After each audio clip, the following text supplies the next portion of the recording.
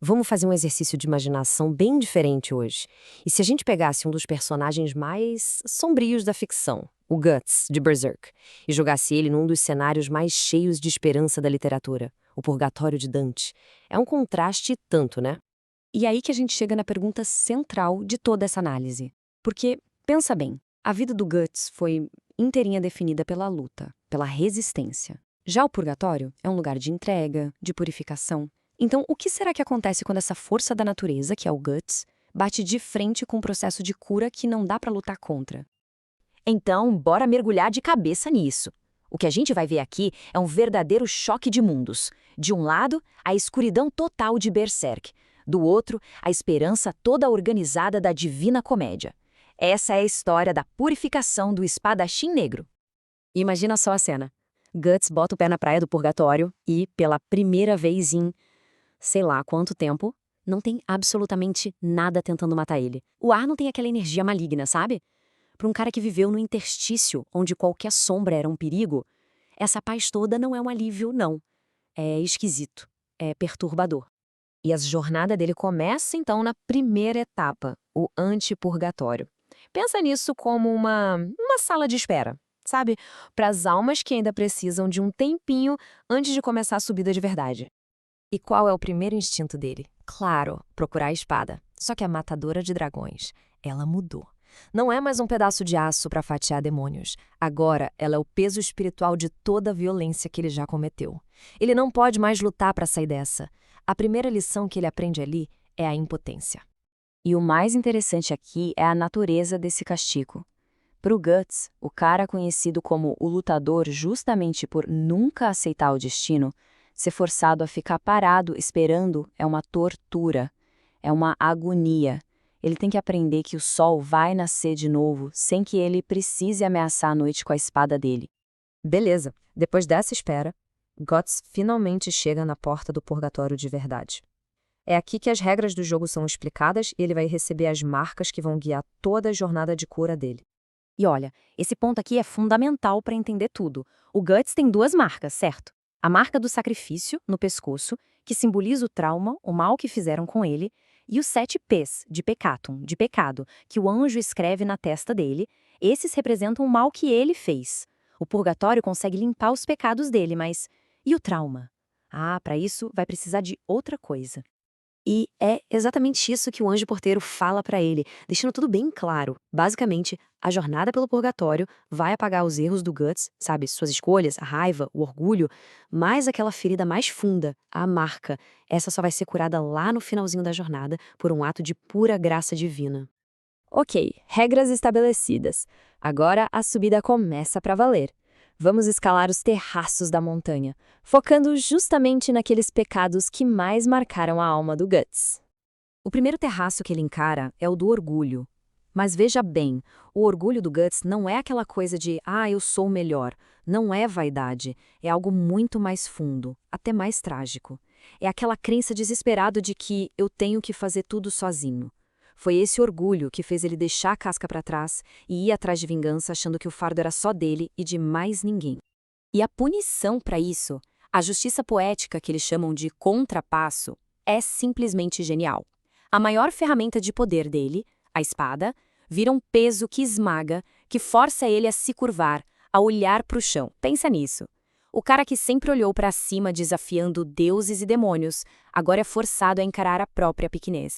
Agora a gente sobe mais um pouco e chega no coração da jornada. No ponto central, o clímax de toda essa análise. Chegamos ao terraço da ira. O lugar onde o Guts vai ter que finalmente domar a besta que vive dentro dele. E aqui está o grande paradoxo do Guts, né? A raiva dele, a besta das trevas, foi exatamente isso que manteve ele vivo no meio de horrores que a gente nem consegue imaginar. Mas, ao mesmo tempo, é o pecado que mais corrói ele por dentro. E aí fica a pergunta: como é que se abre mão da única coisa que pareceu funcionar? É nesse momento que a gente ouve a voz da escuridão dele. A besta vem com um argumento que tem uma lógica terrível. Ela diz: o ódio é a sua força. O ódio é o que te mantém de pé. Para a besta, largar o ódio é a mesma coisa que se entregar, que virar vítima de novo. Só que a solução não é lutar. Ele é engolido por uma fumaça super densa que simboliza como a raiva cega a gente. Em vez de sair na porrada tentando escapar, ele precisa aprender a aguentar aquilo, com mansidão. E quando ele faz isso, a besta não é destruída, ela é transformada. Ela deixa de ser a dona dele e vira só um impulso que agora ele consegue controlar. E aqui vem a lição mais profunda de todas. O Guts finalmente saca a diferença entre causalidade e livre-arbítrio. Olha só. Ele não tinha como impedir o eclipse. Aquilo foi o destino, a tal da causalidade. Mas a busca cega por vingança que durou anos? Aquilo foi uma escolha dele. E agora, finalmente, ele consegue entender isso e se arrepender. Depois de domar a própria ira, Guts finalmente chega lá no topo da montanha, no paraíso terrestre. E agora, livre de todo o peso dos pecados, esperam por ele os últimos atos de cura e um julgamento final. Mas ainda falta uma última provação. No terraço da luxúria, ele precisa atravessar uma parede de fogo. Só que esse fogo não queima a pele, ele queima as memórias. Ele cauteriza aquela conexão horrível que a alma dele fez entre amor e violência, curando os traumas mais antigos que ele carrega. E aí, acontece o milagre. Ele entra no rio Letes e a água simplesmente dissolve a marca do sacrifício do pescoço dele. Aquele elo demoníaco some. Ele tá livre. Logo depois, no rio Eunoé, as memórias dos amigos voltam, mas não como fantasmas que trazem dor. Elas voltam como lembranças boas, preciosas, de tudo de bom que eles viveram.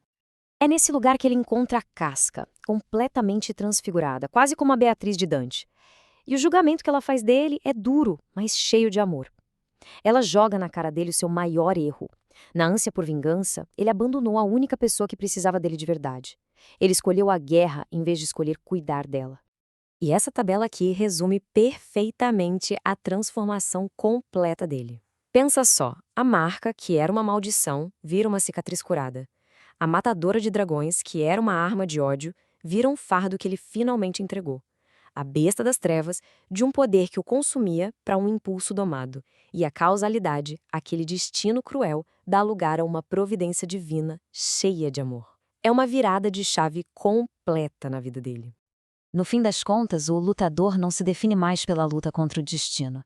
Ele finalmente encontra paz. E não é numa vitória sangrenta, mas na entrega, na rendição à graça. Ele deixa de ser um amontoado de feridas e armas para se tornar uma pessoa só, inteira. E tudo isso nos leva a uma última reflexão, né? A jornada épica do Guts, saindo de um inferno literal e chegando num paraíso espiritual, acaba refletindo uma verdade que vale para todo mundo. Talvez a luta mais importante não seja contra os demônios que estão lá fora, mas contra os que estão aqui dentro. E aí fica a pergunta no ar: quais são as montanhas que todos nós temos que escalar?